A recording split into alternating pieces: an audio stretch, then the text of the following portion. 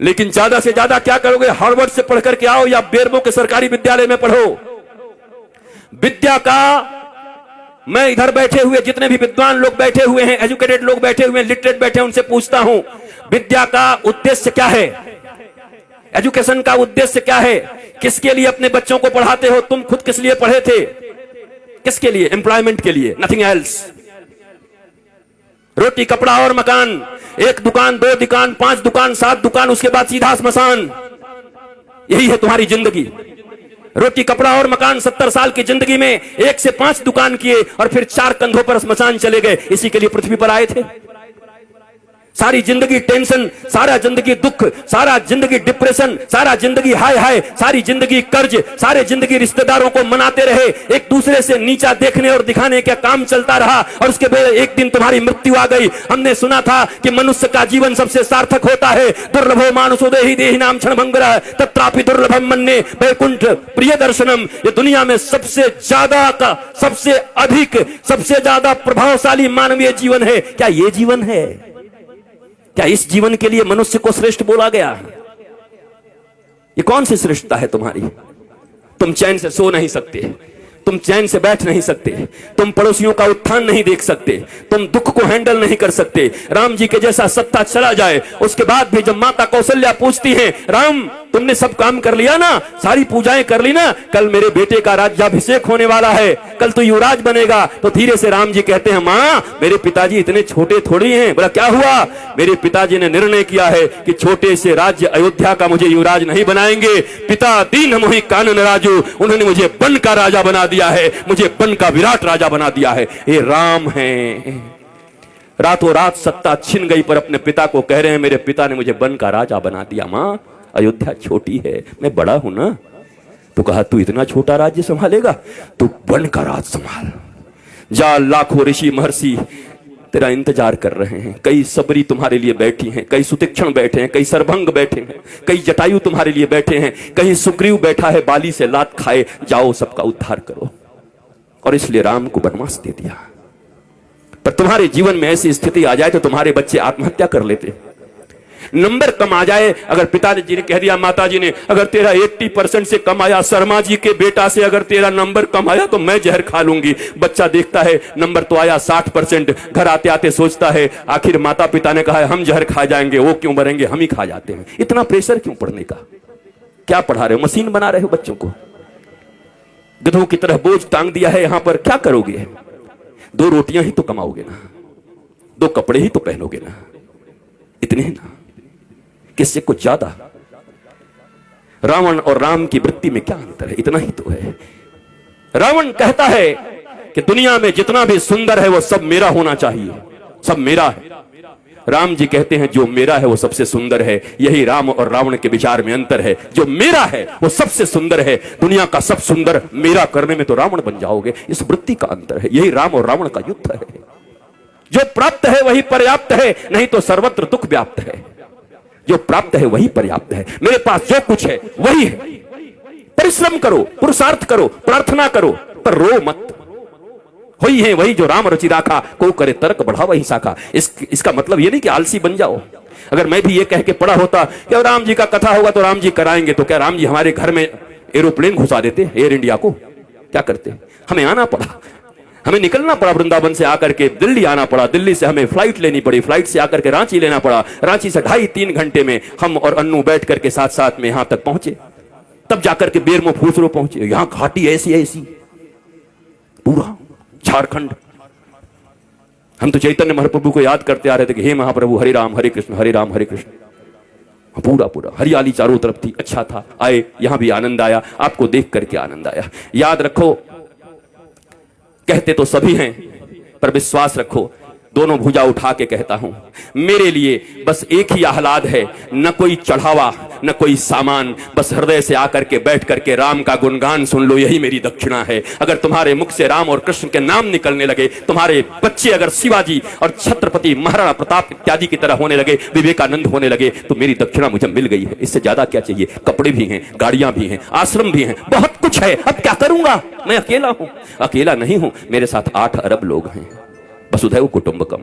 140 करोड़ भारतीयों के साथ साथ 8 अरब लोग। चूंकि सनातन संस्कृति ही एक ऐसी संस्कृति और धर्म है जो पूरी दुनिया को अपना परिवार मानती है। कोई कहता है मैं बड़ा, कोई कहता है मैं बड़ा, कोई कहता है मैं बड़ा, पर एक हमारा धर्म है जो कुछ नहीं कहता। वो कहता है धर्म की जय हो, अधर्म का नाश हो, प्राणियों में सद्भावना हो और विश्व का कल्याण हो। ये हम कहते हैं, सनातन ही धर्म है। बाकी मत हो सकते हैं, जितने भी लोग हैं, 8 अरब लोग हैं, 8 अरब मत हो सकता है, पर धर्म एक था, एक है और एक सदा रहेगा। और उस धर्म का नाम है सनातन धर्म। एकमात्र धर्म इस पृथ्वी पर है जो पूरी दुनिया को अपना परिवार मानता है, अपने परिवार की तरह रखता है और पूजता है। तुम्हें गौरव होना चाहिए। मुझे याद है आज के 10-12 साल पहले जब योगी आदित्यनाथ जी महंत जी सांसद थे, हमारा मिलन हुआ गोरखपुर में, गोरखनाथ पीठ में। एक भागवत की कथा थी, वहां मैं भी था, आप भी थे, एक साथ बैठे हुए थे। हमारी चर्चा होने लगी। उन्होंने कहा क्या कहे, लोग हमें सांप्रदायिक सांप्रदायिक कहने लगते हैं। हम कि महाराज जी अब हमें ग्रंथ खोलना चाहिए। ग्रंथ खोल करके संप्रदाय का परिभाषा क्या है, संप्रदाय किसको कहते हैं। सम्यक प्रकार से हमारे पूर्वजों ने जो हमको प्रदान किया है, जो विचारधारा, जो अपनी विचारधारा, पवित्र विचारधारा हमारे पूर्वजों ने हमें प्रदान किया है, उसको कहते हैं सम्यक प्रकार से विचारों को प्रदान करने की प्रक्रिया को संप्रदाय कहते हैं। और अगर इसे संप्रदाय कहते हैं तो महाराज आज के बाद आप कह दीजिएगा टीवी चैनलों पर कि गर्व से कहो हम सांप्रदायिक हैं, हमारे पूर्वजों ने हमको जो विचार दिया है उसको लेकर के हम इस दुनिया में चल रहे हैं। लज्जा क्यों करते हो, शर्म क्यों करते हो? ये अनपढ़ लोग, ये गंवार लोग जिन्होंने मैकोले की शिक्षा विद्या पढ़ा करके तुम्हें पीछे की ओर ढकेल दिया, तुम सच्ची बात भी कहते हो तो कहने के लायक नहीं रह जाते हो। सांप्रदायिक कोई खराब शब्द नहीं है, संप्रदाय शब्द भारत का सबसे प्यारा शब्द है, सनातन संस्कृति का सबसे प्यारा शब्द है। पर तुमको संप्रदाय के लिए क्या पढ़ा दिया गया? तुष्टीकरण और संप्रदाय पढ़ा दिया गया तुमको। यहां तुष्टीकरण नहीं, यहां 140 करोड़ लोगों के संतुष्टीकरण की बात होती है। यहां 8 अरब विश्व के लोगों की संतुष्टीकरण की बात होती है। यह है सनातन धर्म। तुम्हें गौरव होना चाहिए अपने धर्म के ऊपर, पर तुम बैकडोर में रहते हो, पीछे रहते हो, क्योंकि तुम्हारे पास ज्ञान नहीं है, क्योंकि तुमने हिंदी नहीं पढ़ी, तुम इंग्लिश पढ़ रहे हो। ना हिंदी ना इंग्लिश, ये मिली जुली। मुझे ताज्जुब तब लगता है जब ये भोजपुरी सिनेमा के एक्टर भी जब टीवी पर आते हैं तो एंड आई इफ यू, अरे भोजपुरी में पिक्चर बनाए, भोजपुरी में बोल। ये हिंदी एक्टर जब आते हैं सिनेमा बनाएंगे, हिंदी बनेंगे, कूली बनेंगे, गांव के आदमी, पर जब आएंगे तो एंड आई एंड दिया एंड मेरी जान, अरे हिंदी बोल भाई, तुमको हिंदी वालों ने सुपरस्टार बनाया है। टेटे टेटे इंग्लिश बोलता है बैठ के। पर हमारे देश में अंग्रेजी बोलना मतलब एजुकेटेड होना, ज्ञानी होना। ये भारतीयों, इस गुलामी से कब निकलोगी?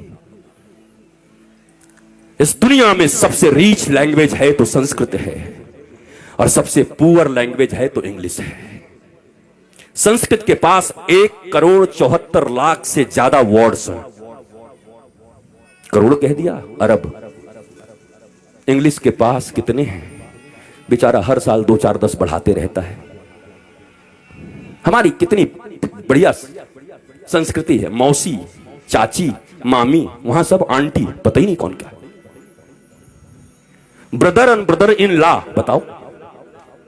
Sister and sister in law, वो लॉ के अनुसार सिस्टर है और ये कैसी सिस्टर है? ये क्या है? This is language. बोलने दो जो बोलते हैं, तुम भी सीख के रखो, पर गौरव तो अपनी संस्कृत पर करो। संस्कृत में गाली भी दोगे ना तो बड़ा आनंद आएगा। किसी को कह दो ना, आप तो ग्राम सिंह हैं, खुश हो जाओ। ग्राम सिंह, ग्राम सिंह का अर्थ कुत्ता होता है, कुकुर। किसी को कह दो आई आई आप तो ग्राम सिंह है, वो भी कहेगा। बाद में कोई कहे हमको ग्राम सिंह कहा, महाराज संस्कृत में कुकुर होता है। आए कुकुर बोल गया। हमारी गाली भी इतनी प्यारी है हमारी भाषा में, पर हमें मालूम ही नहीं, हम जानते हैं। बदलो अपने संस्कारों को, नहीं तो ये कथाएं तुम्हें और बेहोश कर देंगी कुछ दिन के बाद। और इस बेहोशी में सोमनाथ के मंदिर इतनी बार टूटे। तुम्हें याद है सोमनाथ का मंदिर जब टूट रहा था तो हजारों हजार लोग मारे गए थे। सब विद्वान थे, वेदज्ञ थे, श्रुतज्ञ थे, बड़े बड़े विप्र थे, बहुत मंत्र पढ़ते थे। मंदिर भी टूट गई, वो भी मार दिए गए। कैसे हो गया ये? शास्त्र पढ़ना अलग है और शास्त्र समझना अलग है, रटना अलग है।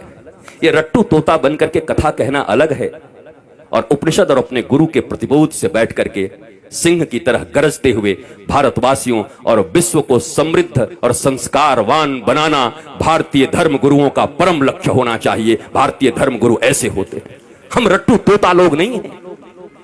हमें कोई सिखा दिया और तोते की तरह हम आकर प्रवचन करने लगे और भाषण करने लगे। वैसे ऐसे लोग हैं। 7 दिनों में लोग कहते हैं, क्या कहूं, इस श्लोक का वर्णन तो अगर मैं करने लगूं तो 7 दिन तक करना पड़ेगा। हमने एक जगह पंडाल में कह दिया, पंडाल का खर्चा हम देंगे, तू करके दिखा। भाग गया, क्योंकि कर ही नहीं सकते 7 दिन तक। पर ये रट लिया है, सिखाया जाता है कैसे बोलिएगा कि अभी समयाभाव के कारण इस श्लोक की चर्चा तो मैं 15 दिन तक कर सकता हूं, लेकिन आइए समयाभाव के कारण आगे बढ़ते हैं। मैंने कहा पंडाल का खर्चा, माइक का खर्चा और आपका भी खर्चा मैं दे रहा हूं, आपको इसी श्लोक पर बोलना है। मैंने सुना, दूसरे दिन सुबह निकल गए कि कहां से इसका विवेचना करूं, कैसे करूं। ये कोई व्यवसाय नहीं है, कोई व्यापार नहीं है। प्यार को व्यापार मत बनाओ। धर्म प्यार है, धर्म प्रीति है। धर्म से डरते नहीं हैं, धर्म प्रेम वर्धित करता है। भक्ति और विभक्ति 2 चीजें होती हैं। भक्त बनने आए हो, विभक्त का अर्थ होता है अलग होना भगवान से, और भक्त का अर्थ होता है जुड़ जाना। इस बाजारवाद की दुनिया में हर जगह बस सामान की तरह हम बिक रहे हैं। रोज तुम्हें लुभाया जा रहा है, पूरा बाजार चुंबक हो गया है, तुम सड़े हुए लोहे हो गए हो। सब कुछ उसी में छीना जा रहा है। कमाल हो गया। बरसों से हमारी रक्षाबंधन की कितनी सुंदर परंपरा चली आ रही है, और उस परंपरा में आज क्या होता है, फलाना डायमंड दो, इस रक्षाबंधन पर अपनी बहन को उपहार दो। बताओ वो भाई क्या करेगा जो खेतों में काम करता है। पीढ़ियों का उनका प्यार भाई बहन के बीच, पर ये प्रचार भाई बहन के प्रेम, पति पत्नी को मैंने देखा, ये कुकर लाओ और बीबी से प्यार बढ़ाओ। हम कि वाह, ये कुकर नहीं होगा तो बीबी से प्रेम नहीं होगा, पत्नी से प्रेम नहीं होगा, कुकर से प्रेम होगा। कुकर और पत्नी का क्या संबंध है? डायमंड और भाई बहन का क्या संबंध है? हर चीज को पैसे से जोड़ दिया। बात बढ़ाना भैया, सबसे बड़ा रुपया। कहीं रिश्ते नहीं रह गए, गांव नहीं रह गए।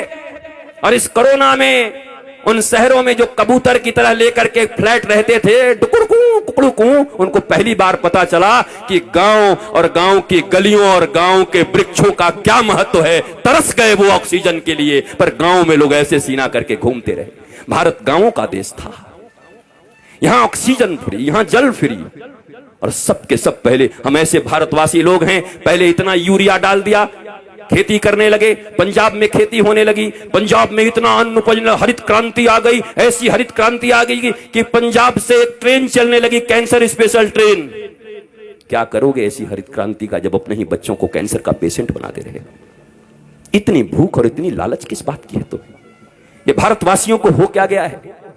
जो भारत विश्व गुरु था, जिस भारत की माताएं प्रहलाद, अलर्क जैसे पुत्रों को जन्म देती थी, ये हो क्या गया है? ये कहां से बुद्धि बिगड़ गई हमारी? ये कहां से आपके बच्चों में आप कंपटीशन भर रहे हैं, सिर्फ प्रतियोगिता भर रहे हैं। इतना छोटा बच्चा होता है, उसको प्रतियोगिता से तुम्हें इतना नंबर लाना पड़ेगा, उससे ज्यादा नंबर लाना पड़ेगा। क्या क्या बना रहे हो उसको? कोई कहता है डॉक्टर बनो, कोई कहता है इंजीनियर बनो, कोई कहता है ये बनो, कोई कहता है व्यवसायी बनो। कोई नहीं कहता बेटा तो कुछ बन न बन, पर श्रवण कुमार की तरह ऐसा बनना कि बूढ़े माता पिता को अगर तीर्थ करने का मन हो तो कंधे पर बिठा के ले चलना। इंसान बन जा, आदमी बन जा, सच्चा बेटा बन जा। वो कोई नहीं बना रहा। उसके बाद रो रहे हैं, उसके बाद निंदा कर रहे हैं गांव में घूम घूम के, हमारा बेटा हमारी बात नहीं सुनता, बहू बात नहीं सुनती, बेटी बात नहीं सुनती। आपने शिक्षा क्या दिया था? और आपकी भी गलती नहीं है मेरे माता पिता, और मैं औलादों को भी कहूंगा, ये जो बेटे और बेटी हैं, इतना कम से कम मानो, जिन्होंने तुम्हें इस पृथ्वी पर लाया है, जिन्होंने गर्भ में रखा है, उससे अपना तुम्हारा इस दुनिया में कोई नहीं हो सकता। फिर दोनों भुजा उठा के कहता हूं, इस दुनिया में अगर तुम्हारा कोई सबसे सच्चा मित्र हो सकता है तो माता पिता और गुरु, इसके सिवा तुम्हारा कोई मित्र नहीं हो सकता। बाकी सब पता नहीं कहां तुम्हें धकेल देंगे। पहली गुरु, मां, पिता, इन दोनों के तुम न हुए तो दुनिया वाले तुम्हारे अपने होंगे। किसको मित्र मान रहे हो? दुनिया में कैसे फ्रेंडशिप है? मेरी वो फास्ट फ्रेंड है। किस लिए? मैं सही करूं या गलत करूं, सदा मेरे साथ खड़ा रहता है। अरे तो तुम्हारा वो दुश्मन है। ये तो दुर्योधन और कर्ण की दोस्ती हो गई। कर्ण को दुर्योधन ने अंग देश का राजा बना दिया, इसलिए कर्ण श्री कृष्ण और धर्म के खिलाफ खड़ा हो गया, और खिलाफ खड़ा हो गया तो 12 के भाव में मारा गया। जबकि कर्ण से बड़ा कोई दानवीर नहीं था, कर्ण से बड़ा कोई वीर नहीं था, सूरवीर नहीं था। ऐसा कोई बढ़िया धनुर्धर नहीं था, पर धर्म और भगवान के खिलाफ खड़े हो गए तो तुम्हारी कोई धनुर्धारिता काम नहीं करेगी।